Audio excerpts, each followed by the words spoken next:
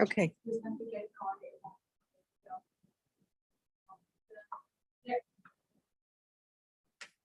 Yay. Are we good to go? All righty. It is 6:02 on May 10th, 2022, and this is regular city council meeting. I will call that to order. And if you would please stand and join us for the Pledge of Allegiance.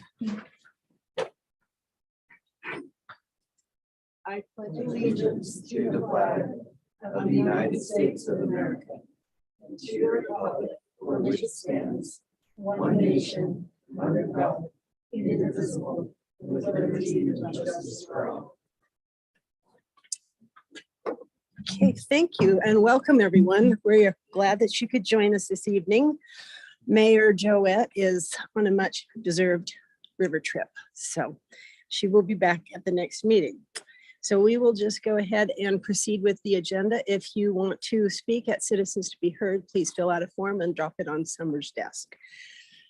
The first order of business tonight is we will be swearing in our new police chief, Jared Garcia.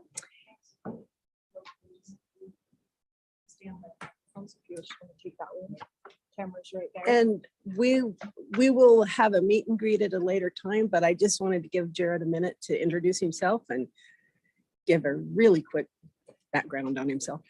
Yeah, well, very excited to be here. My name is Jared Garcia, new police chief here from Moab.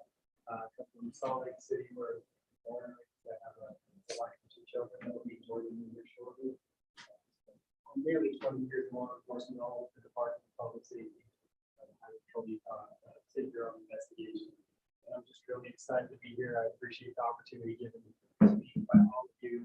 I know there are great challenges ahead, but I know we're all going to rise to the opportunity and excited for the future. Again, Thank you, Jared. We're glad you're here. Okay, you ready? yes. You're gonna raise your right hand and repeat after me. I, Jared Garcia, I, Jared Garcia, do solemnly swear do solemnly swear that I will support, obey, and defend that I will support, obey, and defend the Constitution of the United States, the Constitution of the United States, the Constitution of the State of Utah, the Constitution of the State of Utah, the municipal ordinances of the City of Moab, the municipal ordinances of the City of Moab, and that I will discharge my duties and I will discharge the duties of my office as Chief of Police of my office as Chief of Police. with fidelity. There you go.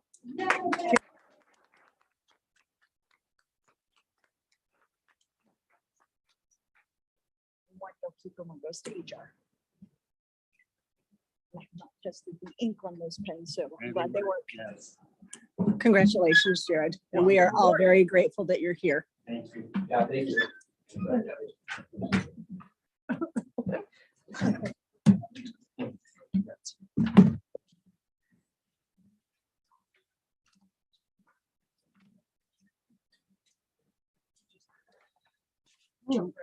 Okay.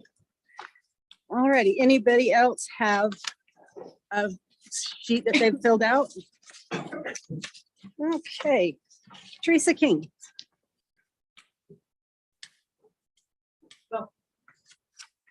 So the personal invitation Thank you. to the Moab Arts Festival. I can't remember if you have another meeting before that or not, We do. but visit with your community in your Swanee City Park and enjoy it. It's coming together after 2 years of not having it, and thank you very much. That's it. Thank you. Thank you, Teresa. Christy Williams-Sutton. I just wanted to say the same thing. That's thank you very much for continuing to support public art. In 2020, public art made a really big difference. The sculpture program, Moab Art Trails, to build the public collection and also allow for some contemplative space, some contemplative time right downtown. The program continues this year with a show, the fifth annual, courtesy of this wonderful relationship that we have with the city that allows us to be able to utilize the city streets as community contemplative space, and also for the community itself to give its input about what it feels fits for the Moab area. It's durability, it's safety, it's set expression. And we hear from all walks of the community that say they really enjoy having it here and that it's made a difference for them. It's also been really great to be able to support local artists and see their works be placed here as a, sense of place and build a creative economy. Thank you for that. And if you have any questions, let me know. There's a map we can email you. I do want to put it in the paper. Let us know. And thanks so much. Thank you, Christy. Sarah Melnikoff.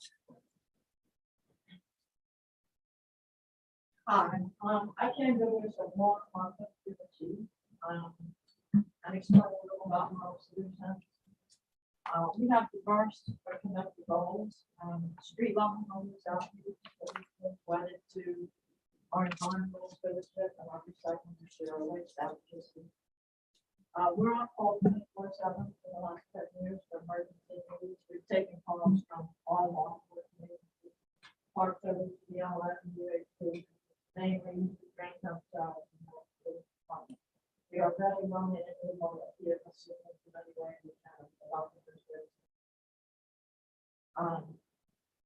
As we welcome the chief, we have to build a sound, unquite fair run to our zero. Doing some 3-year, 10-year there, transform not only the recycle center, not only the bottom landfill, not only contact, not only putting together a multi-million-dollar deal like a pro, but he's changed the whole community. And I just wish there'd been more collaboration, because finding someone that even has a temper this caliber is going to be very much. You're on a great trajectory, and I hope that continues. Thank you. Thank you, Good Sarah. luck, everyone. Joe Downard.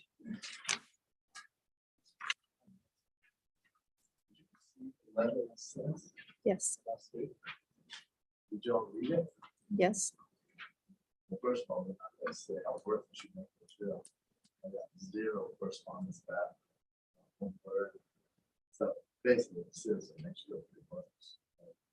Might say, really doesn't matter. I know there's huge problem for workforce housing.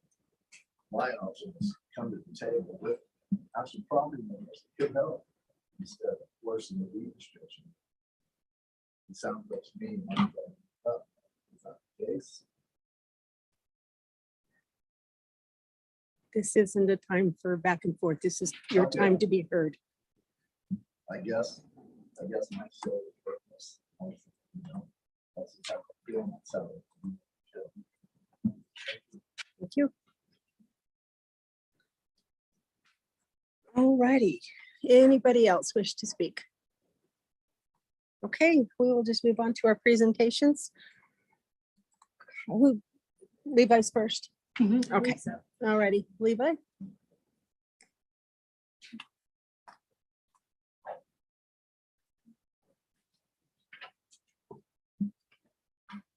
Good evening, Council. Carly. Thanks, Levi. Share my screen.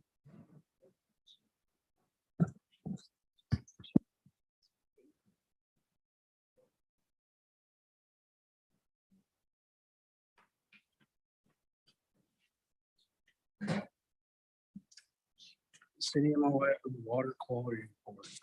So I think everybody received a copy of that. It really hasn't changed. All the verbiage is pretty much the same. Water quality, protecting the sources, cross connection.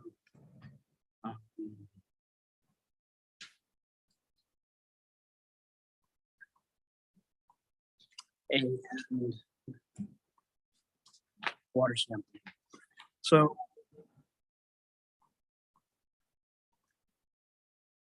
the pure, taking the samples, we have multiple. So bacteria, starting off with bacteria samples. We take 4 bacteria samples every 2 weeks. And a total of 8 in 16 different locations. We alternate those samples. Those are the most frequent. We have annual every 3 years and every 9 years. The chloroform everybody's concerned about. If we have a failed, the E. coli. If we have a failed chloroform, we have to test for E. coli. The last time we had a failed chloroform was in 2019, and it came back negative for E. coli. It was sampling habits is why it failed. The lead and copper is another huge concern. We've identified 40 homes in Moab, and we test those homes every 3 years. We are due to test this summer. As you can see by the results, the copper is not detectable and the lead is minimal. What we recommend as far as flushing, so how we take this test is we let the water sit overnight, take the first draw in the morning and send those off. If you run your water for 30 seconds to a minute, you flush all that out and you don't consume that water. We had a water quality. We had a lady call today asking about the lead and copper. She was really concerned about her homes. She has some rental units and has older piping. She explained a lot of hers is galvanized, and that isn't as big of a concern. You still get that metallic taste first thing in the morning, but if you flush it for that first draw, you're fine. That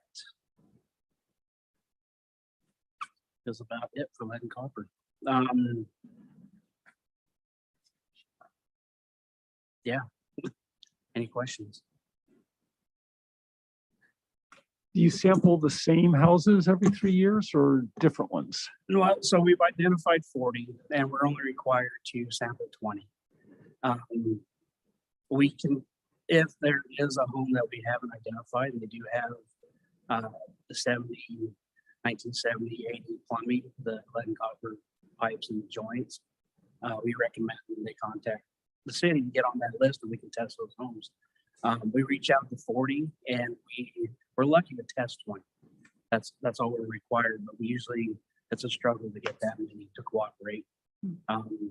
They're just not interested. So.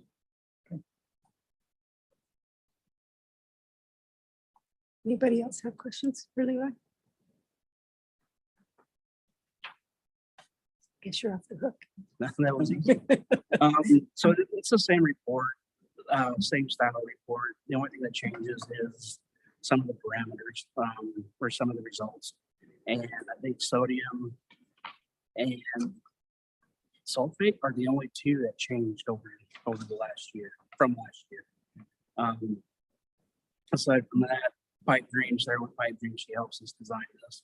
The pictures are of the LaSalle's. Jamie Hollis took all the pictures, but the hard work comes from the water department, maintaining the springs, ensuring we have good quality water, and sampling practices, make sure that's Conrad, Ken, Brian, Jakes, the water department. So that's about it. Thank you, Levi, and thank your staff Yeah. for all the work that they put in. We know it doesn't just materialize. It's yeah. Well, so the one thing I want to touch on, I guess, you're exactly right. We get another frequent phone call we get about water quality is discolored water, and that usually results in a water break. So we turn the water off, we change the flow, and that stirs up the sediment that's been sitting in the mains for quite some time. We flush hydrants on a 5-year basis, and so that it's hard. You can't flush every hydrant every year. It's a lot of water. So I just want to ensure everybody that sand and sediment, it's already there, so it's still safe to drink. It just doesn't look very pleasing. When our process, when we turn the water back on, is we immediately flush it through a hydrant. So you try to get rid of that sand and sediment. You'll get a few calls after a break to discolored water in those homes. And it's usually they have their faucet on, wait for that first, for the water to come back on. What happens, we don't have a chance, we hadn't had a chance to flush that and clear out the sediment. So they suck it into their system and or their hot water heater, which makes it worse. So it takes a while to get that out of there. I just want to ensure everybody that's still safe to drink. Awesome. Great. Thank you, Levi.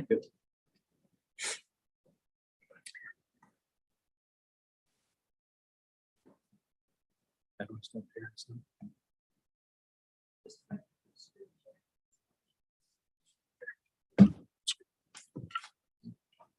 Okay, we're going to move on to our other presenter, Moab Tomorrow Together Visioning Process. Can you hear us? Hello? Hi, can you hear us? Oh, only just, yes. Welcome, David. Okay, thank you very much. Do you want me to just dive straight in? Sure, go ahead. Okay, I'll share my screen. I produced a few slides just to help with the update.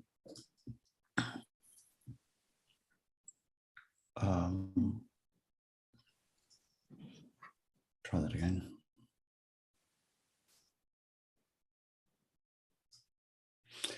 Okay.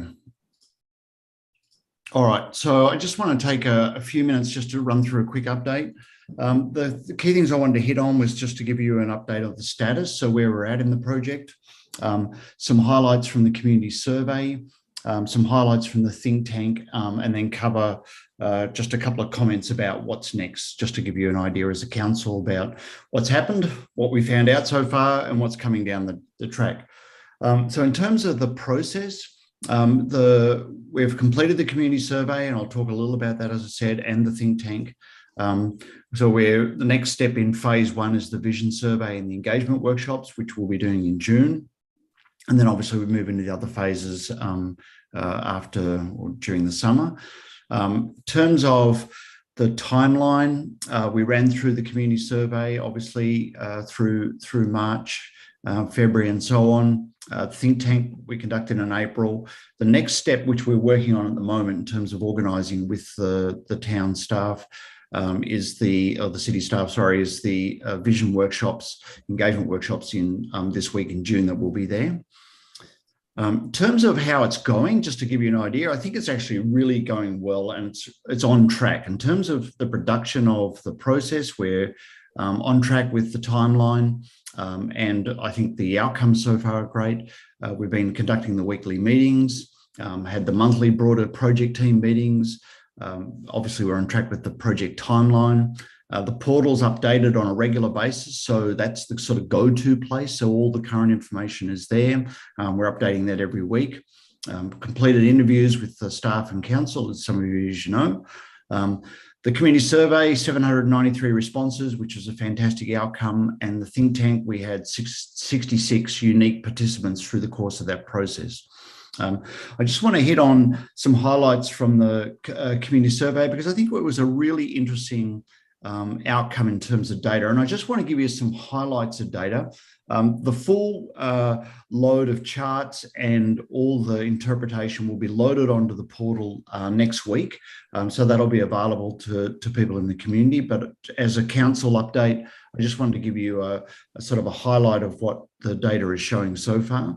There's a series of questions I just want to zip through. So one was about how happy are you about living in Moab? So a really relevant question to a sort of a community engagement process. Very unhappy to very happy. And you can see that skews towards happy, as you would hope, right? However, as we dive into this, there are some issues on people's minds. When we load the data on the portal, we've done an analysis of open-ended responses. So, for example, this was the question about what don't you like living about, what don't you like about living in Moab? And we've been able to do some data visualization. So the largest three in green are the top responses. and then it cascades down, but you'll be able to see that. So, for example, number of tourist housing options and the motorised recreation, UTVs and so on, is the highlights of what people didn't like. But I'm not going to go through all of these. I'm just showing you some examples. There's a couple of charts that I found really interesting. This was a pivot chart that we did, which was 2 questions about how important do people see it to have a shared vision for the community. So on a scale of sort of 1 to 10, 1 being not important, 10 being very important. And this was about how important is it to have the shared vision in terms of shared values, sorry, for the community. You can see that people are very clustered up here in a high recognition of importance around creating shared vision and values. And this is from the 793 survey responses. So I think it really points to that the community is perceiving this process at least very timely and an important exercise. We asked a question about community dynamics. So how would you describe the current community dynamics? Very divided to very united. Found this one really interesting, right? And you obviously can see that there's a strong kind of skewing towards people feeling as though the community is divided. As an example, once you get into the data on the portal, you're able to tease this out and look at different cohorts. So in this case, just as an example, I pulled out the people who've lived in Moab for between sort of now to 20 years. So people less than 20 years who've been living in Moab. Same question, but you can see the data skews differently. So this is all the responses. This is the data from people who've lived there for less than 20 years. So a sort of split between, very divided, very united or spread. But if you look at the data from people who've lived in the community for 21 or more years, you can see they're feeling a bit more sort of pressure or pain points around the notion of sort of being a divided community. I thought that was a very interesting separation in the data. This one is really right to the core of, I think, the issues at hand. Again, it's a pivot chart. We asked people about how did they feel about the current direction of the community and the current speed of change. And it was a -5 to a +5 scale. So very concerned to very happy, very concerned to very happy. And you can see the data sort of is very consolidated down in this. People are concerned about the current direction and about the current speed of change. And a big chunk of people are in the very concerned category. So I thought that's something to highlight. And I think that's part of what we need to work through in the Vision and Values project, is to be able to give some resolution for people and a pathway into the future that addresses some of these concerns that people have started to express. And again, as you dive into the data, we start to look at what people have expressed as their concerns. I just wanted to hit on the think tank results because I think that helps start to lay out a bit of a roadmap to the future. Just as a high level, great engagement. We had, as I said, the 66 unique people, most of whom attended both days. Really good discussions and interactions in the group. We really put people to work. So the results from the think tank are very much the work and the outcomes from the people in the community. I know most of the council members attended the think tank at some points, and you'll probably remember the scenario matrix where we were playing out future trajectory around the community fabric. So this notion of what happens if we take a low intervention approach, sort of decision-making is handoff, or we take a more intentional proactive approach to serving community and resident needs. And we also talked about development trajectory and what happens if it's predominantly driven from outside control or it's predominantly driven from a strong local influence. In the think tank, people built out, and by the way, these axes were built from a ranking of a whole range of issues that people did on the first day of the think tank. Second day, people built out these scenario descriptions. They're in the think tank report, which we just sent the draft version of that to Carly and Lisa today, so that's in their hands to review. But participants came up with these sort of scenario names. And I want to just show you the data. And so we asked 3 questions. So we had these sort of 4 big scenarios, but we had this matrix that we laid over the top, a 10 by 10 grid. And so it gives this potential for 100 different possible versions of the future that are all subtly different sort of iterations, sort of shades of change as you go across the matrix, looking out to 2030. And this was the responses to the question about what is the least desired future from your perspective? And you can see almost everybody was concentrated right down in this lower left corner, which is where there's a low intervention approach at a community fabric and an outside control development trajectory. So very strong response on that. We asked people, where did they think was the expected future? In other words, where is the community going to end up if it just keeps tonking along the way it's going? You can see that the majority of the responses were sort of close to the center, but perhaps leaning into this scenario in the lower right-hand corner here. But of course, the key question is, where do people see the preferred future? And really interestingly, there's a strong concentration of responses right in this sort of location in the scenario matrix. A couple of little outliers here, but the vast majority of people are either in this scenario, which was locally driven future, and quite precisely within a quite a defined location in that. Of course, what that lays down as is the trajectory or the game, particularly when we get into the roadmap development, is how does the community start to move from this expected future and avoid obviously the least desired and move to that preferred future. And that'll be work that we're doing in August and September. Just my last slide, just to hit on next steps in the process. So we have community survey results will be being posted onto the portal next week. The think tank report has now been drafted, and that's with the city staff today for approval. Once that's done, that'll go onto the portal as well. We're going to produce then a survey. So the sessions we're doing in June are really about validating that scenario matrix and getting more people to weigh in on that notion of expected and preferred. So we'll be drafting that survey, translating that into Spanish. We'll be doing that in the next week. And then the community engagement workshop organisation is the work that's on our plate right now. So we have this coming up, obviously the 6th to the 10th of June. We have workshops scheduled morning, lunchtime and evening, so across 4 days of the week. And obviously we're just into the sort of nuts and bolts detail of setting that up now. So that was my quick update. If you want, Mayor, I'm happy to take questions or be dismissed. Does anybody have any questions for David?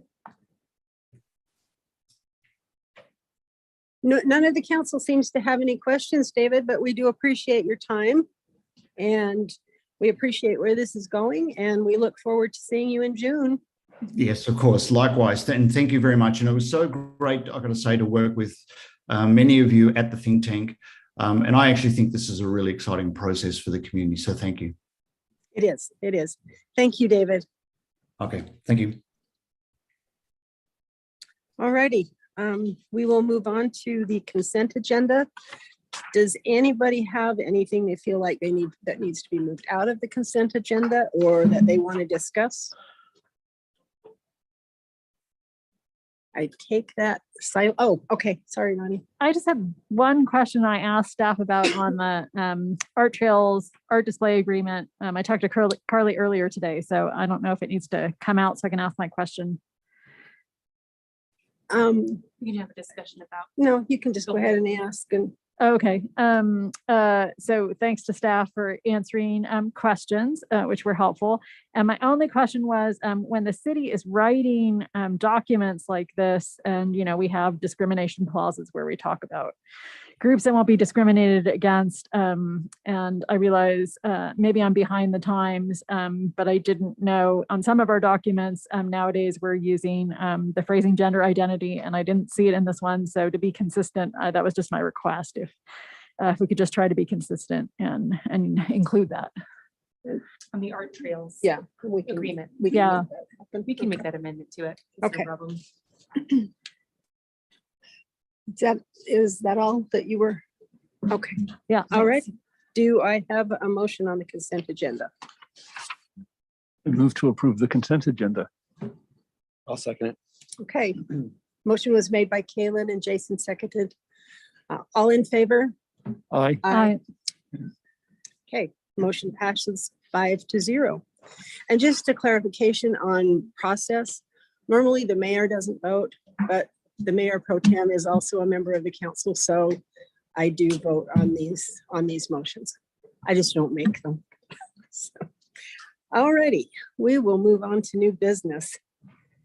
And Ben, I think it's my turn. I get and the agenda exciting budget. really awkward if it wasn't. I do have to tell you though, Ben, I told you yesterday, but I really appreciate this new format. It's much easier for me to digest. And I think if it's on the website, it's probably easier for lay people who aren't, whose finance speak isn't their first language. Yeah, thank you for that feedback. Okay. All righty, take it away. Okay, a little bit more complicated now to get screen sharing. Yep, looks like we're good. Okay, so I did want to touch on that. The purpose of this presentation is a little bit different than how the administrative recommended budget was presented. So that was done more as a principle based, a lot of consolidation of job titles and kind of disregarded the fund functions of our accounting system. Whereas tonight's going to be more of a traditional budget approach, talking, about revenues and expenditures, the approach to building those up, as well as fund balances. I will not be covering the administrative budget changes that were made since that are now included in the tentative budget, because those are summarized in the agenda packet. So I won't be calling those out specifically. The first thing that I wanted to touch on was the formatting that our Mayor Pro Tem mentioned. It's a little bit different. So it was a 107-page PDF, and that was so it was the first version of that document. So it wasn't quite as polished as it will be in the future, but it did contain all of the information that is required to be contained within a budget document. So I did want to show briefly, so it comes in, what we saw was the PDF version. We will also be publishing the digital version, and we'll be linking to this on our website. And this is definitely much easier to follow and read, where you have the fund summaries, and basically you can click through each fund type, and it basically just comes together a lot more. It's more visually appealing. It kind of reads easier in the digital form. It's also mobile device friendly. So I just wanted to touch on that. There's some weird page breaks in the 107-page document. It's kind of lengthy, but the digital version is definitely very user friendly. Just as a reminder, I think I've mentioned this, but we are using a service called ClearGov, and I've been very happy with that. That's how we received all input from department heads, and it's also how we're going to be building our budget book. So a budget book is something that Moab, to my knowledge, has not ever seen or used. Traditionally, what we've adopted as a budget is just the line by line, kind of the spreadsheet version, like the email that was sent out, where each line is represented, as opposed to the narrative function that a budget book serves. So I wanted to touch on the reason for this is just because it tells the story of a city's budget better.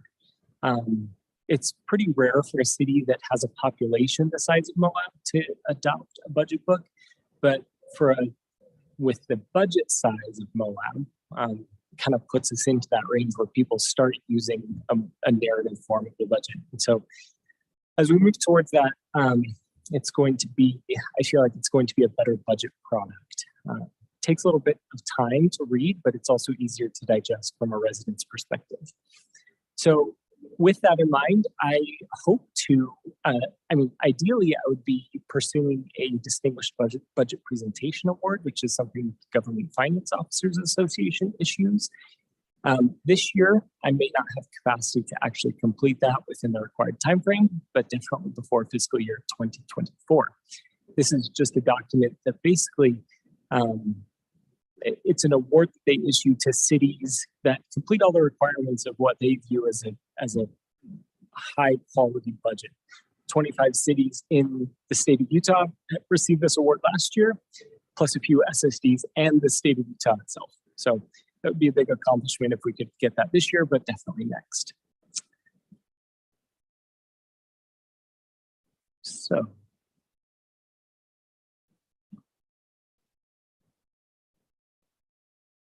General fund overview. So this is not the general fund overview. This is the budget process overview of where we're at right now. So the budget information after the adoption of the tentative budget will be uploaded to the website shortly. I'll be working with Lisa on that this week, and that will be available for public inspection and public comment. And the spreadsheet version will be available as well for those that prefer that.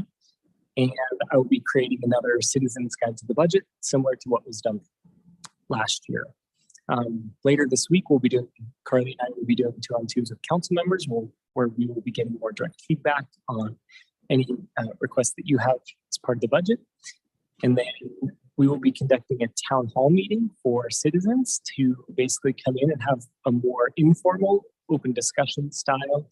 I'll be doing a mini presentation, and then it will be kind of an open format. That will be done on Thursday, May 19th. And then we'll have the formal tentative budget public hearing on May 24th.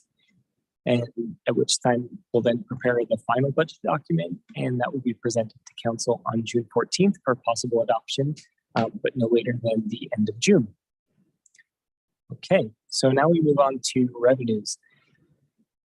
So this is probably the most important part of the budget because it really creates the backbone of the budget is the general fund of revenues. And as you guys know, the city of Moab funds the majority of our services with sales tax revenue. About 80% of the general fund budget is sales tax based. And the bulk of that is resort community sales tax. And so it's critical that we get that right, or at least make it a very conservative estimate so that we don't overshoot our expenses if there's a revenue shortfall. My approach to budgeting this year was I used the projected year end for the current fiscal year revenues with a 3% reduction from that baseline. It could be more conservative, but I felt like that was an appropriately conservative budget reduction. Typically, you don't budget for a reduction in revenue, but given the uncertainties in the economy, we felt like that was appropriate. This is maybe a little bit of a doom and gloom slide, but I just wanted us to be cognizant of the economic environment that we're in as we approach our revenue projections. So the Federal Reserve funds rate increased from 0.25% to 1%, if you guys are following kind of the economic situation. And some economists believe that in order to actually cool down the economy sufficiently, you have to match the rate of inflation, which is 8.5%, as this chart shows.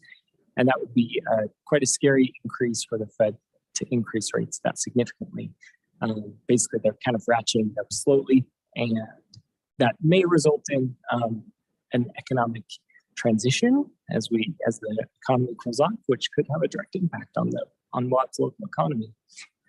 I think it's also important to note that regional-based consumer price index inflation is largely believed to be significantly higher than the national value of 8.5%. And we did mention it during the cost of living adjustment discussion that we ended December of 2021 at 5.9%. So that for it to be at 8.5% now, it's kind of spiraling a little bit. And then we also have some of the early indicators from occupancy rates of hotel rooms that also kind of suggest this similar data, basically, that we should be proceeding cautiously. Revenue sources. So I wanted to talk briefly about these revenue sources because it's such a critical component of our revenue base. So as you know, when you check out at a store, a typical retail store, you pay 8.85% sales tax rate in the city of Moab, which is among the highest in the state. There's one, I think Park City is a little bit higher. But we as a city have maxed out our available sales tax revenues. And so basically, this is just kind of a summary of where those sales taxes go. And about 2.9% of that 8.85% come to the city of Moab. You know, there's kind of a lot to this, and if anybody ever has a desire to really get into the weeds of sales tax revenue, I'd be happy to have that conversation. So, can I ask a question? Absolutely. Wait. So over half that pie chart was labeled state. Yes. And it seems like the other side is all the things that are listed. Oh, there's a Moab City, there's a little video of us that's covering up a critical piece of the table. Yes, yeah, on that table, I could probably move that up a little bit. But the state is 4.85% in normal transactions. And I think it's summer. It has the Yeah. floater.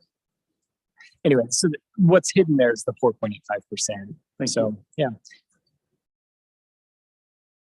And this is just kind of showing the increase of sales tax revenue over time.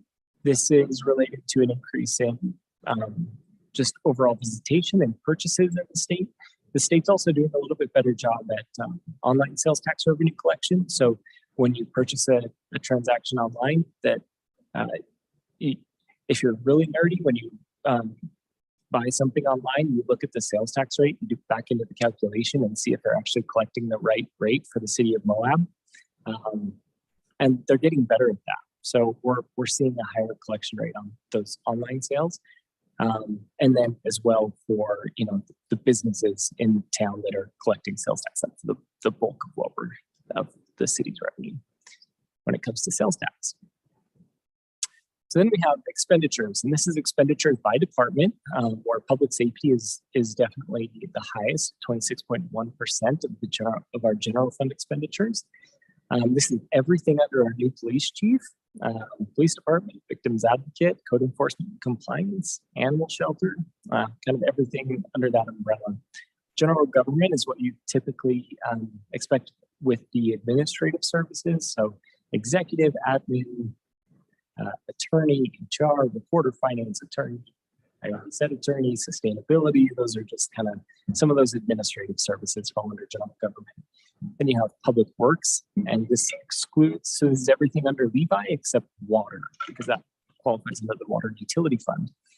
And then non-departmental, most of these, that 16% are transfers out of the general fund, contributing to things like the debt service fund, capital projects fund, our recreation fund, and so forth. Parks and recreation, this is the parks maintenance portion of Anna's departments, whereas the bulk of that falls under the recreation fund, the rest of it. Planning and zoning and engineering are also the other departments from the general fund. So fund balance, this is actually a pretty exciting conversation to have, because this time last year, I would have called our fund balance situation dire. We had just, we're still recovering from COVID. The economic situation was better. It was turning upwards. It was positive, but the fund balance was so low that it was quite concerning. But after having very conservative revenue projections that were far exceeded in the current fiscal year, and thereby also, very conservative expenditures as well, that fund balance has actually been bolstered significantly. And I anticipate that we'll end the current fiscal year at just under $5 million, or 30% of our general fund revenue. Just as a reminder, the state allows cities to accrue up to 35% of their annual revenue as the general fund balance. This is what a lot of people refer to as a rainy day fund. And I would definitely highly recommend that the city council maintain that, a policy where we're targeting about 30%. It gives you some margin that you're not going to have a finding because you accidentally bump over 35%, but it also is a very safe, it's a safe way to operate. I think it's important to know, I always like to mention this when we talk about having $5 million in the bank, not really, serving the community. It's important to remember that the city, the services that we're providing, we're maintaining hundreds of millions of dollars of assets.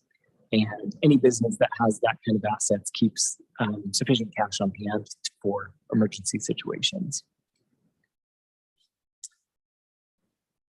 Okay, so that's the general fund. Moving on to the Class C roads fund. This is, there's two revenue sources for Class C roads. There's a sales tax that's restricted, similar to the Class C road funds. And because they have a similar restriction, we put those in the Class C road fund, as well as the actual Class C road distribution, which is the city's portion of the gas tax. For the most part, we like to see costs allocated to users of the system. That's where fees come into place. Taxes are more general, but as a general practice, most people view fees as a more appropriate way to pay for costs of services.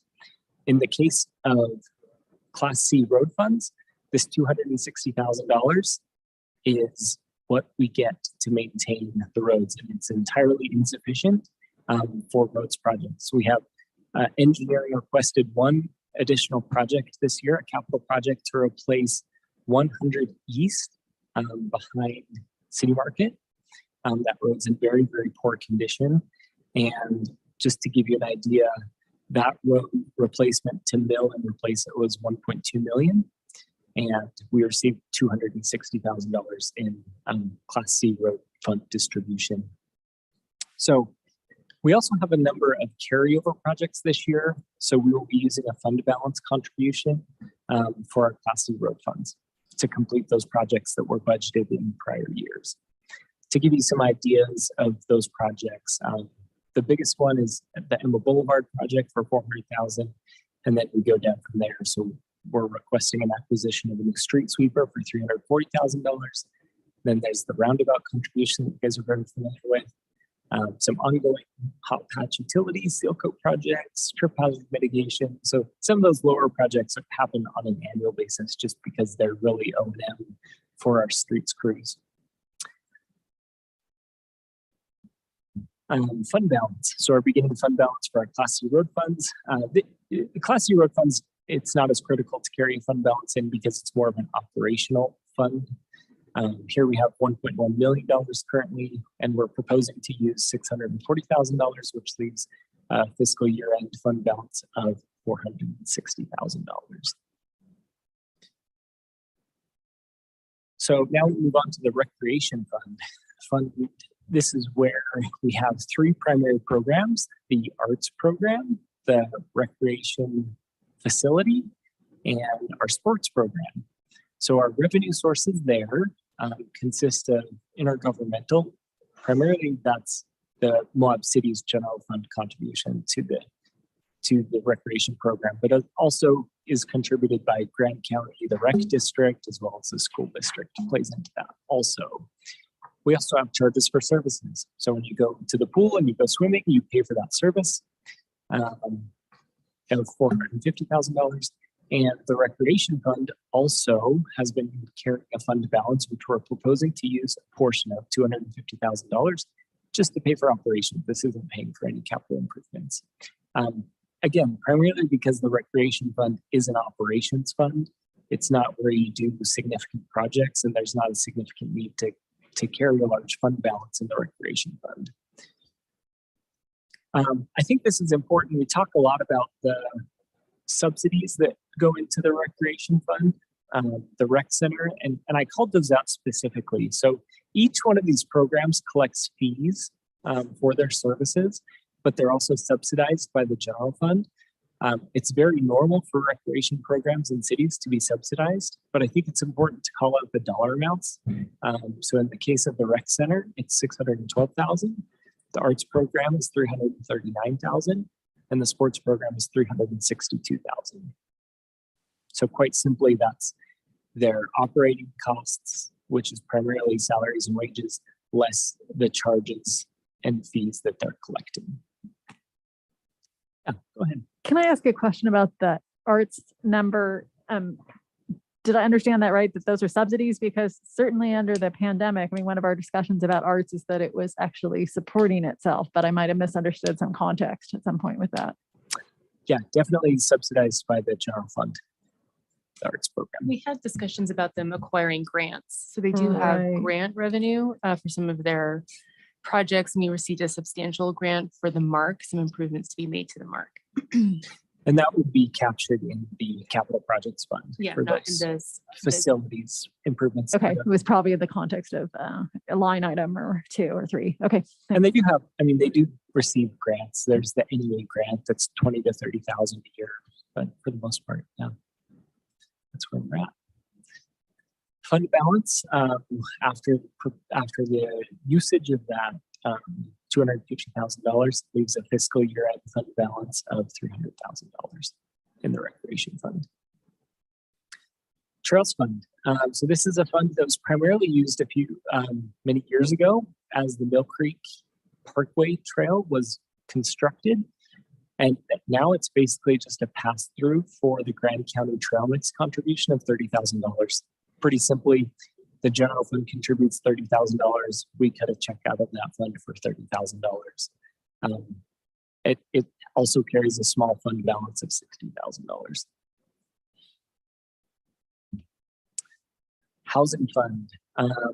So here is where we capture all of the costs associated with the Walnut Lane project, as well as the Wahoo Fund revenues that are collected. So for the fiscal year 23, we've budgeted $120,000 of rent income. It carries, we are using a fund balance of $220,000.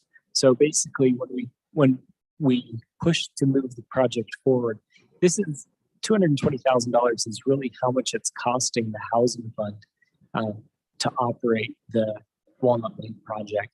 And one of the reasons this is so high, there's really 2 reasons. The first is that it's paying the debt service on the property from the purchase. And the second reason is that I have proposed for the next fiscal year to capture the affordable housing position in the housing fund where Caitlin previously was captured under the general fund. So in order to capture those costs, because it really is, that position is so heavily dedicated to affordable housing projects, we felt it appropriate to move that position over. The beginning fund balance is 1.6 million with a ending fiscal year 23 fund balance of just under 1.4 million. It's probably a good time to mention where we're at with that project, as the council gave staff guidance to produce the RFP for the public-private partnership. Even though it's maybe outside the scope of the budget, I think it's still relevant. We have the RFP is drafted, and we are currently working with MVMC in order to do a survey of the residents. We're currently working with Rihanna on the content of that survey. And primarily that's because we feel it's critical information to know for a potential bidder of the project. Just to know, how many people would anticipate moving into the new units that they're constructed. There's so many things like that that's just necessary for that developer to understand. Quick update there. So then we have the debt service fund. So the debt service fund is, it's basically just used to accumulate funds in anticipation of debt service payments. A lot of times when you issue a bond, it's required that we house those payments and the accrual of those payments in a debt service fund. So that's the reason we do that. We have some rent income there. That's from the tenants in the building, in the city center building, as well as the golf course lease. And I called out the actual dollar amounts for that in the agenda packet. So if you're interested in the breakdown there, between the SIT law offices, APNP, and the other one, What's APNP? adult parole and probation. Thank you.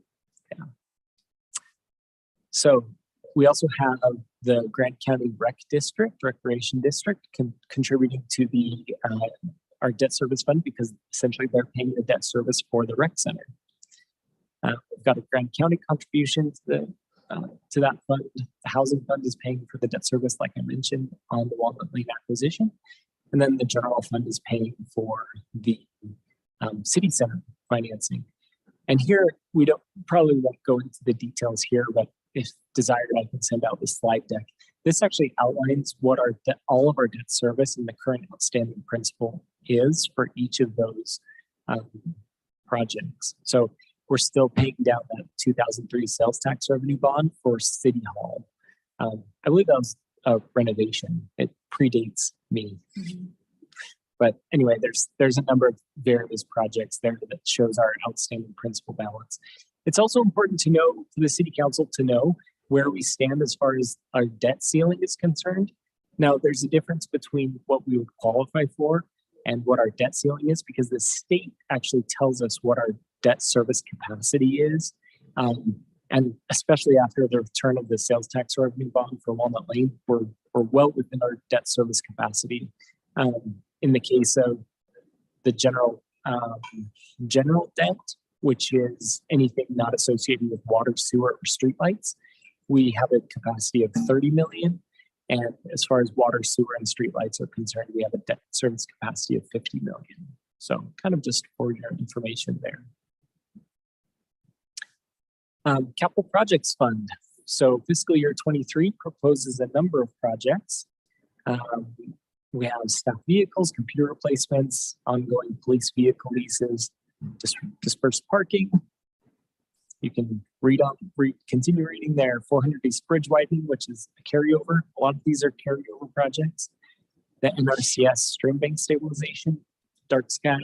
This is streetlights and facilities now, which we'll have some updates on that here in the near future. And the Pack Creek Footbridge, which Annie's no longer with us. I'll steal her thunder a little bit. There's been a grant award there, if the council hasn't been notified of that yet. So the Utah Outdoor Recreation Grant Program awarded the city of Moab $150,000 of 50-50 grant match. So that's great news. Art in Public Places. This is a unique program in the city of Moab where the city contributes 1% of the capital projects fund to art in public places, of which Art Trails is one of those, is a product of that program. And for this year, because there are so many carryover projects, I didn't feel like it was appropriate to compound that contribution from prior year projects that already received that contribution portion. And so it's slightly lower than it has been in previous years. It's typically floated around 30 to 40,000, but because you remove that carryover of projects, and it's down to 17,000. And then the lovely council chambers petition, so that we can open and close the petition. That's a pretty exciting one. Ben, do you mind highlighting what you did with dispersed parking there? Because I want it not to be, and it's pertinent to our discussion during the next meeting where we're having a workshop. Yeah, absolutely. So dispersed parking basically is broken out between, it's the current budget with design is 3.7 million without additional amenities. So as you may remember from Chuck's presentation, additional amenities would be on top of that to kind of beautify the project. And so what I'm proposing is basically a general fund contribution for that $1 million of amenities. Is that what you're referring to? Yeah, definitely. Okay. I know that we're kind of watching about whether we could pay for those kinds of amenities. That was sort of up in the air. So that's just for your consideration. We think we have budgeted the money if you're interested. Yeah. I was talking to Carly today about the breakdown of the different parts of the Pack Creek Footbridge. I didn't know if other folks knew about kind of the breakdown and the riprap versus the bridge itself versus the access. So I didn't know if we could just briefly review that, just so we all know. This is more than I'm aware. No, so we have, I think when we got this external funding source, there was, I think, a question between you and Chuck about whether we wanted to expand the project to include an improvement of the approach. So there's the bridge replacement itself, plus it's sort of difficult to approach. I believe Chuck's estimate of 3 to 325 is probably for the bridge itself and not necessarily those bigger improvements. So we're going to be coming to you for direction about whether you want to expand the scope of that replacement to include the approaches as well. And then we, of course, I don't think this includes, this is the Pat Creek Foot Bridge, not necessarily the improvements from the NRCS grant that we received for like stream bank stabilization, which we approved during the last meeting. Okay, yeah, I didn't know if the 25 was potentially part of that. No, Yeah. I don't know if that is his, yeah, I'm not sure what's captured there. I believe that was additional design work. Yeah, probably, yeah. So in order to still construct within that, the $300,000 range, like, what's the purpose of that? Any other questions on capital projects? This is a big one. Okay, so moving on to our enterprise funds. These are our business-like funds where our fees are covering the cost of providing the service and all of the capital improvements. We've done the water rate study 2 years ago, and that's where you see the big spike in revenues and operational revenues. We still used conservative revenue estimates even with the enterprise funds, just for the same reason. We're continuing to operate on that water rate study, and we're still in that bond program. Water's, as you know, the water line on Mill Creek is still being constructed, and that water tank is not yet complete. So that's where we're at there. Our expenses. So the major project for the water fund is the Water Utility Resource Management Plan, which some of those costs will be partially covered by the participating entities, but the city will be fronting those costs. So it'll be a cost recovery program. That's where you see the big yellow spike on the chart. Capital projects for the water fund include on a vehicle, ongoing. This meter replacement, hydrant replacement, those are both ongoing projects. Something we try to do every year just to stay on top of that.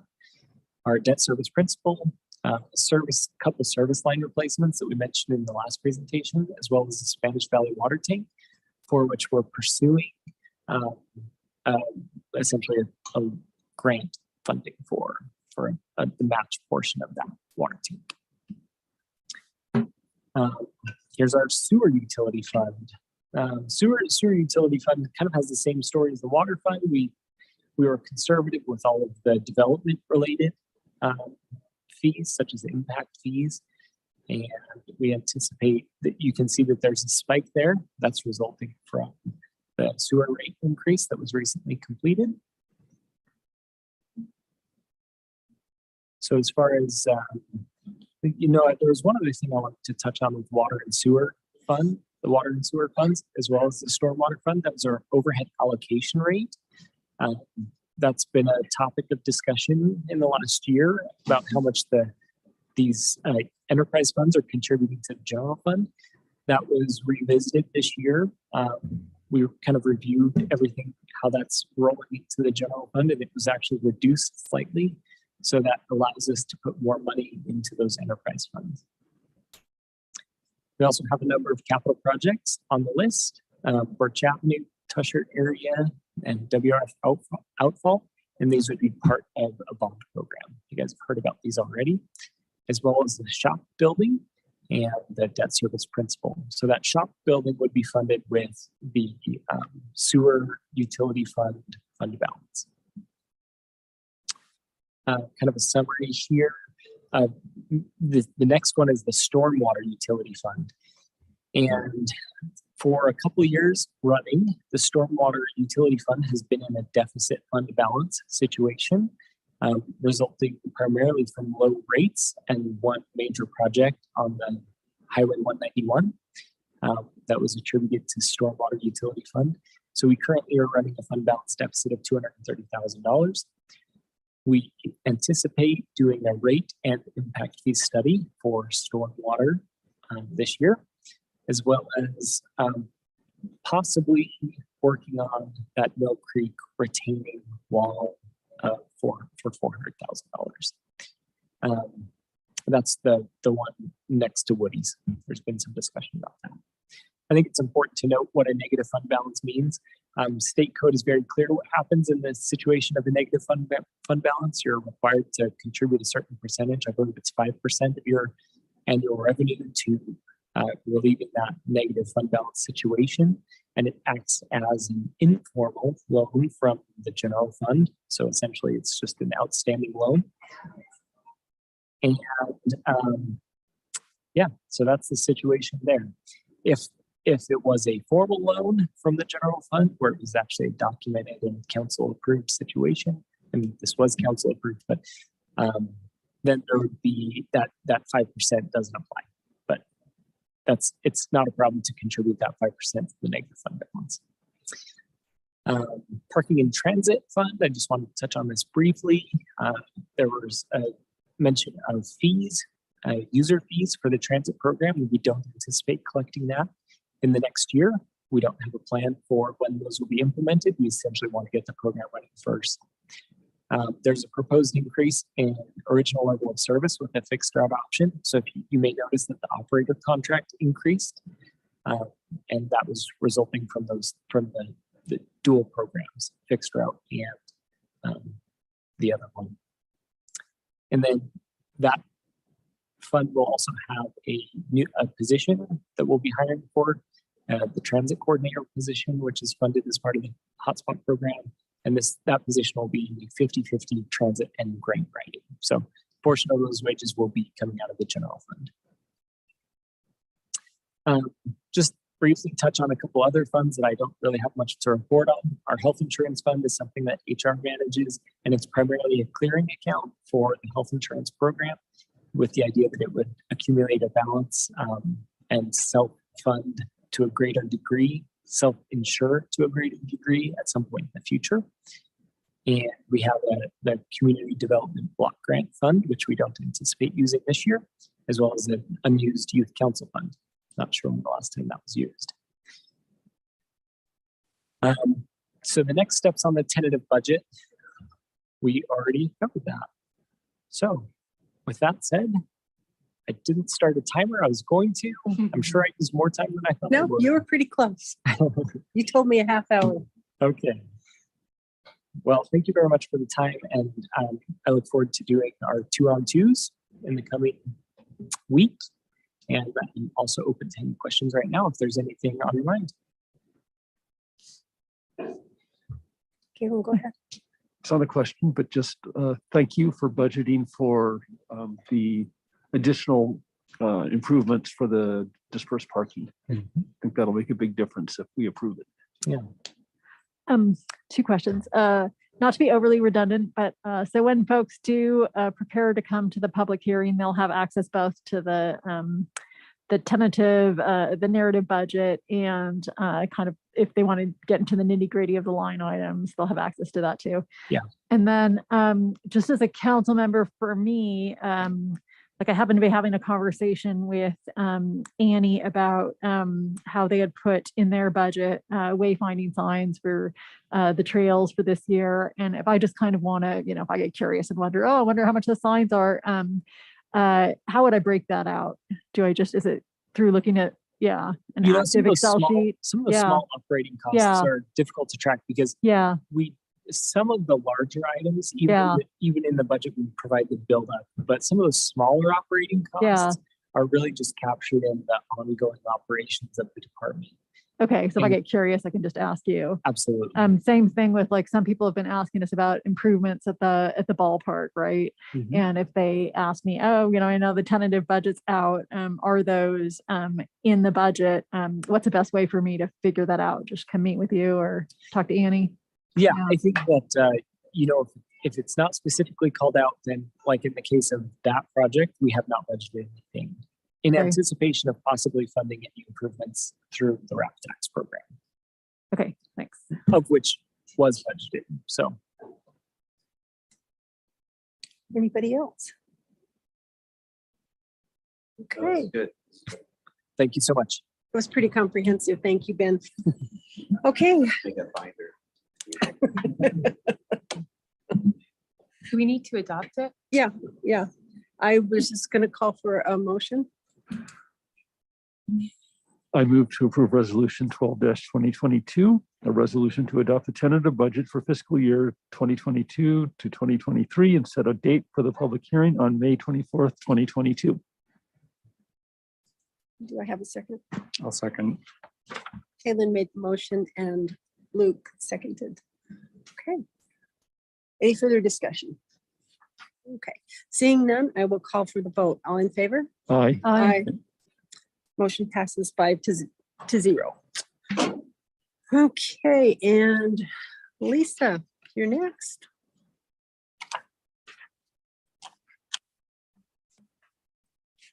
Good evening, everyone.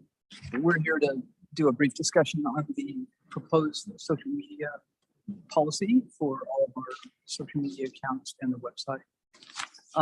And this is basically a policy that will give us guidelines both for city staff who use various social media channels and also rules of conduct that we have established pretty clearly in here, I think, that will give us a way to deal with commenters who violate those rules of conduct. And there are some pretty clear steps like laid out in terms of how that would happen and what steps we would take to either ask them to remove comment or remove it ourselves, or if someone continues to violate the rules of conduct, to ban them from our social media page or channel for a short time or a long time, depending on the process. So I don't really have a presentation to make, but I think the policy speaks for itself. And if you have any questions, I'd be really happy to follow up with this. Go ahead, Kaylin. So it looks good to me. And did you look at other cities' policies in developing this? Yeah, and actually Nathan Bratton Oh, okay. drafted this policy for us. I had sort of put together a social media policy a couple or 3 years ago, and it just kind of sat on the back burner. And we really wanted a good legal review and suggestions so that we can make sure that we were, following the law and not violating anyone's right to free speech, etc. So Nathan put this together.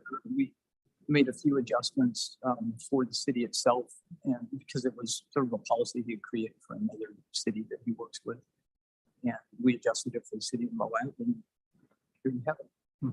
And I did send out to all of you today because based on a question that Ronnie had asked, and I discussed this with Nathan, we decided that we should add all of the existing social media accounts that even other departments and facilities use. And to be clear to you, I have access as an administrator to all of those. So if something were to happen, I could actually step in and deal with it if there's a problem. But we will be training all of the folks that use those various channels as well on this social media policy. It'll be posted on each and every one of those and also on our website.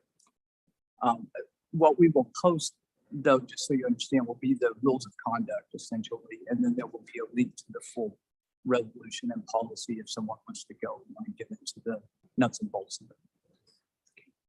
Thank you. Anybody else? Go ahead. Have there been situations in the past where this policy would have provided clarity in terms of how the city responded to activity on the city's social media? That's a really good question. And Ronnie actually asked me that question earlier too. And to be honest, we have people who are grumpy about the city, and we have people who just don't like government, who will post a comment. If they post a comment on our actual pages, we will try to correct that information if they have something wrong or they're confused about something, and try to turn that into an opportunity to, help people better understand what we do. The comments that we see on other social media pages that are not operated by the city, we don't really weigh in on because it really, there's no good return on doing that. And I would have to weigh in with my personal social media page rather than the city's. And it really isn't appropriate, I think, in that sense. But I haven't had a situation in the almost 5 years I've been here where someone, except for a few people who posted just like general like sales kinds of stuff or trolling kinds of things like that, where they were trying to get people to like go to a link, and those I just hid because they clearly are not connected at all to city government or what we're doing. But I haven't had a situation where someone said something that was so egregious that I felt, or that, you know, I think anyone I talked to in the city felt like it would rise to that occasion. I'm hoping we don't. Yeah. You know, it's in many ways a good opportunity. It's a good venue for people to be able to ask questions and even vent their frustrations. And we don't always have to agree with them.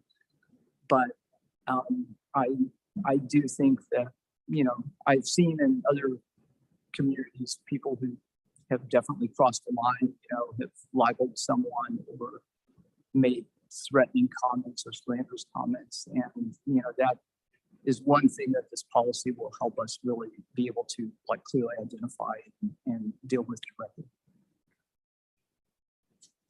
Anybody else?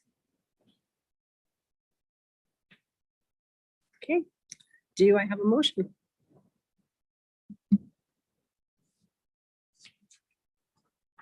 I can move to approve proposed resolution 15-2022, adopting the City of Moab social media policy. I'll second that. Did you get that, Summer? Ronnie and yes. Yes. Okay. I'll call for the vote. I lost my train of thought. Aye. Aye. Motion passes 5-0. Thank you very much. Thank you, Lisa. Thank you for the work that you put into that. Okay, I think you are up, Carly. I am. Thank you so much, Mayor Pro Tem. I have some quick updates tonight. As Ben mentioned, we're holding that budget town hall next Thursday at 6 p.m. It would be great if we had some council members available to talk from the policy perspective. Ben is available for the hard technical questions, but if you would like to participate, that'd be great. We'll have it broadcast on YouTube. So at least two of you, let me know in the next couple of days and we can arrange to have you there. An update on our transit RFP. It is being published next week. We've had some delay over the past couple of months because we've had UDOT wanting to make some changes to it, and it's just been going through the UDOT review process. So that has been finalized. It's being published next week. Hopefully we get an operator on by this fall. So really exciting that's moving forward. Just a reminder that Public Works Week is next week, and there's some they're doing some activities at the school. We're having an internal city kind of appreciation lunch for the public works staff, and then of course there's a meet and greet that's available to the entire public, which is on May 18th at 4 to 6 p.m. And one additional staff update: we have Anna Englund starting here Monday. She's the new planning and zoning administrator. She has been working remotely as she's been trying to find housing over the past few months, but she has found housing. She'll be here Monday and can't wait to introduce you to all of you to her. That's all I have. That was a lot. Okay, council reports. Jason, do you want to start? Sure. My council report is airport board was canceled this month. The chamber met and basically they kind of discussed that they had some concerns with or kind of wondering where TRT funds were getting spent, and we had a good travel council meeting day where that came up. I think Caitlin will probably touch on that and stuff. And then they're doing have their golf tournament next week. It's a fundraiser for scholarships, and that's about it. Yeah, that was the only meetings I had the last 2 weeks.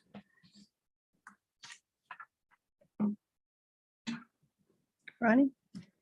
Okay, let's see. On April 29th, the mayor and Mary McGann from the County Commission and I went over to Grand Junction. And I thought we were meeting with two members of the Department of Energy and the UMDRA site to see their war room where they're planning for the site closure of the tailing site.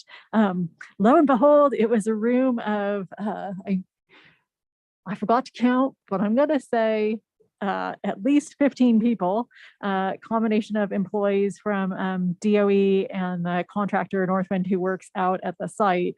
And oh my gosh, you would want to sit down and spend a weekend with each one of these people because each one has done really fascinating things with their careers in terms of cleanup at different sites around the country, as well as site closure. So lots of experience in that room and fascinating presentation that they gave us on different things that you have to think through in terms of the site itself, processes like land transfer, who eventually ends up with the site, assuming Department of Energy doesn't want to keep that property, things like groundwater remediation and just all of the things that they're thinking through. So very impressive presentation and gives you a lot of confidence in the process, and also gave Joette and Mary and I kind of a short list of things to think about as one continues to lobby for funds for that project and also talk to lawmakers back east and upstate about useful things that one can put in place, both for things like land transfer, but also things that one has to think about that could help with the closure process. Like it does seem like there's some conversations that could be had that could help with some of the process that has to happen with the Nuclear Regulatory Commission. Sorry. So anyway, very worthwhile and I think gave us a path forward. On May 4th, I attended the Safe Routes to Schools event that they put on at HMK. And I wanted to thank Annie and Mark for hosting a city table and giving out a puzzle and coloring book, coloring books to the kids with colored pencils. It was very tempting to just sit there and color, but had some interesting conversations with staff and parents at the school about some of their observations of either ongoing problems or just places where more dialogue with the city could be helpful. Those of you who have been to the school, I know some of you have kids there. I saw Ben there. What I was kind of taught is the large majority of our kids there are taking the bus, but there definitely are kids who walk and bike to school. And just in terms of safety concerns, some of the ones that came up, because we were encouraged to talk to people about concerns of theirs, were the fact that a lot of kids will cross Mi Vida, it's just on the, you have HMK and little turnaround, and then you've got Mi Vida, and a lot of parents will, park on the east side of Mi Vida, and then kids are crossing Mi Vida, and there's no crosswalk to get to the school.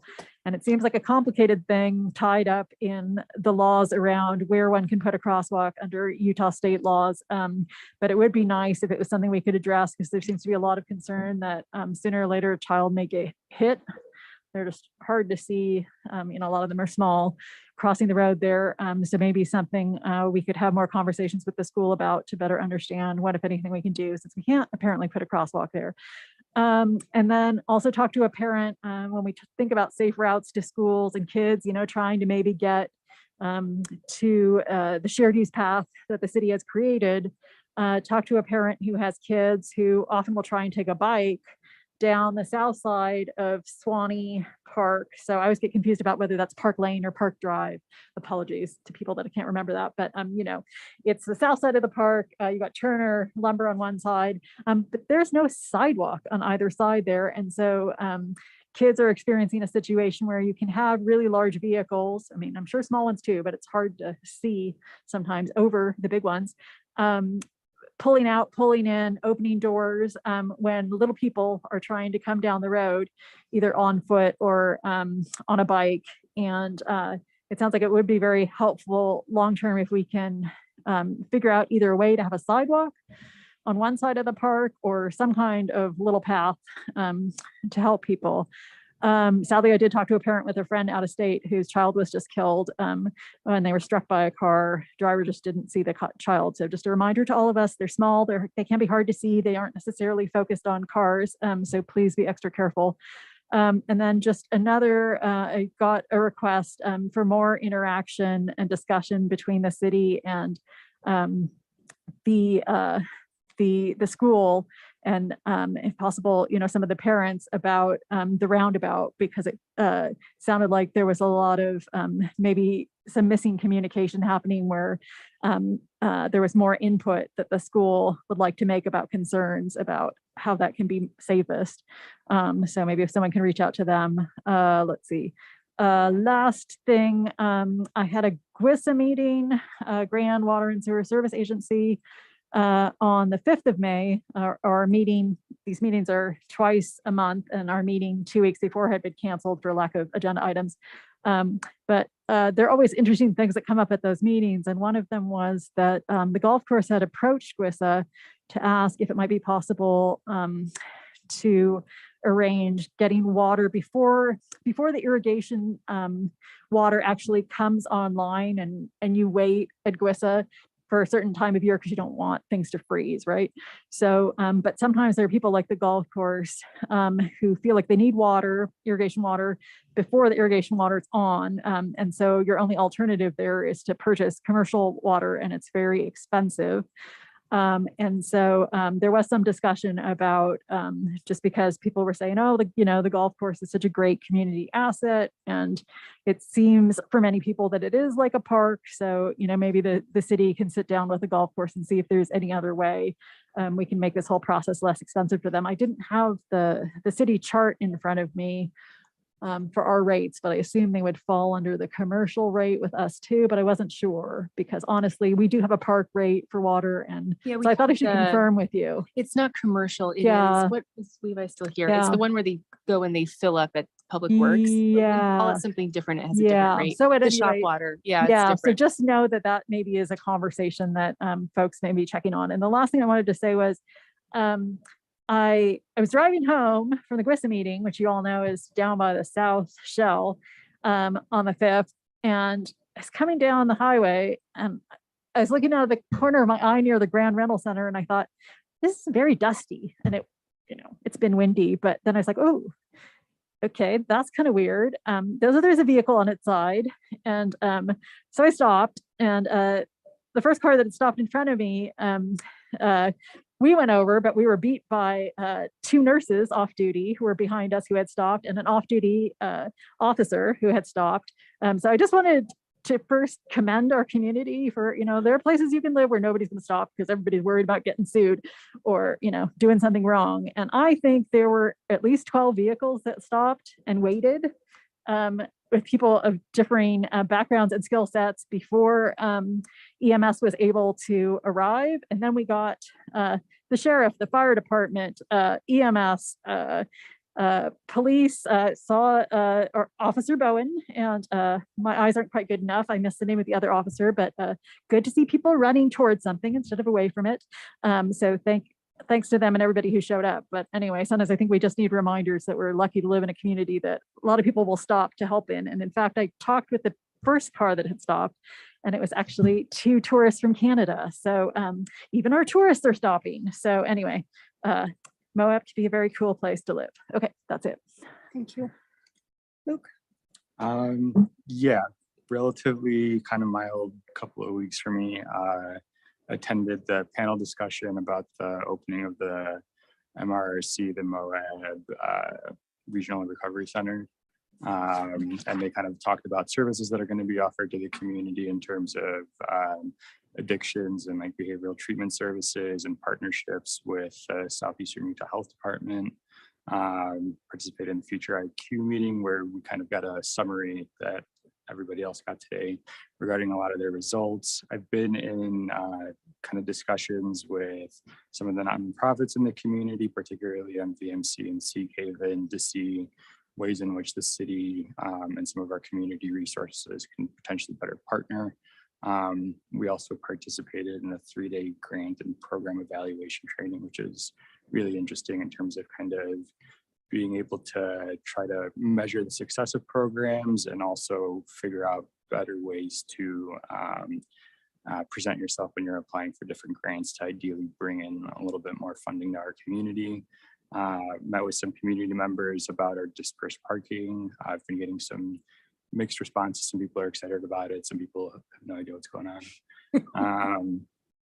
There was a planning commission meeting that initially had to be canceled due to a lack of quorum, but it was rescheduled to last Monday, and we were able to get things pushed through that had been waiting and needed approval from the commission in order to get their applications and processes moving forward. I did miss the trail mix meeting earlier today due to a work conflict, but I heard that there's potentially discussion of a new trail being put together that would connect Stairmaster and Hidden Valley and potentially have another connecting connection from the Dock Allen neighborhood off of Pipe Dream. There's some mixed feelings about it as to it potentially promoting further kind of disturbance in a wilderness. Actually, I don't know if that's a wilderness study area or if it's an ACEC, but that got kind of put off till the very end of the meeting. So it didn't sound like there's a very thorough discussion amongst the group quite yet. But I think that's all I have on my end. Thank you, Luke. Galen? I attended a Community Renewable Energy Agency board meeting, and other than committee reports, the bulk of it was taken up with a presentation from Rocky Mountain Power staff person on how they approach utility rate design, which was interesting and very complicated, and it has to do with a lot more than just the cost of the power at the source. Lots of intermediate steps and expenses for the utility.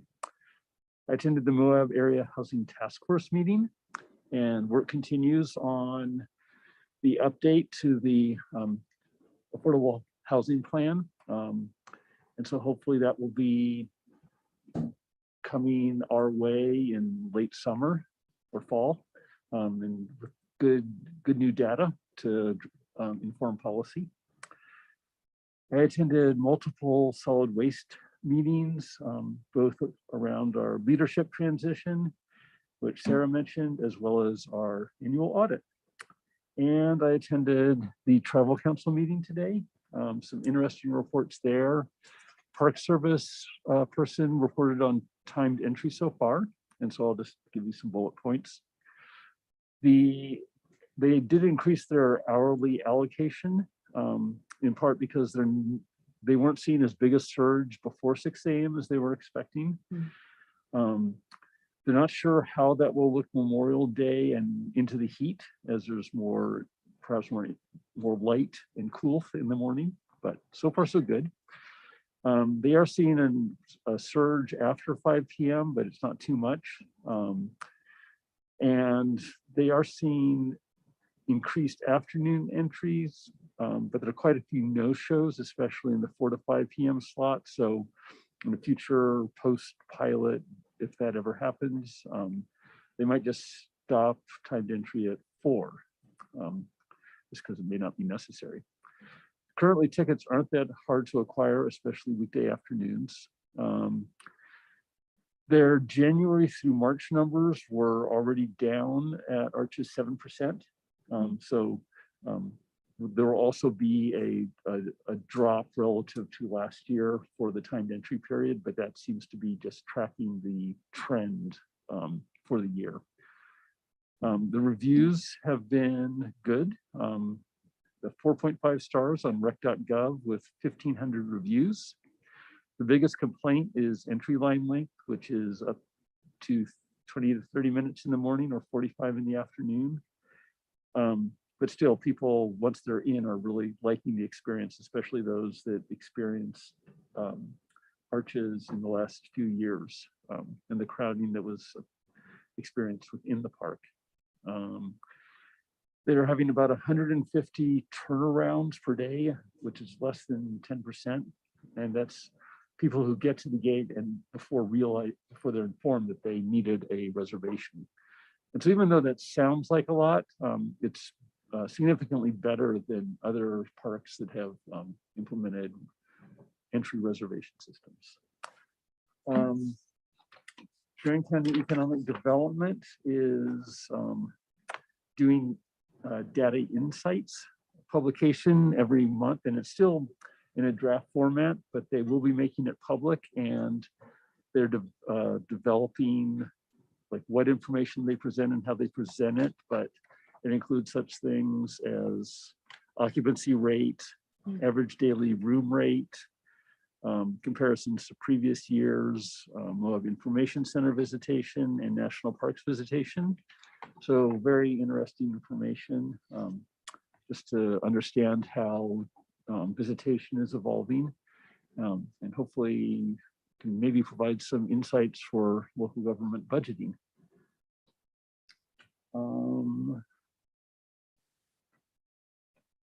That's what I've got. That's it. Okay. That was a lot. Thank you, Kaylin. And the only meeting I had in the last couple of weeks was the Housing Authority. And basically that meeting focused a lot on Arroyo Crossing and the progress that they're making at Arroyo Crossing.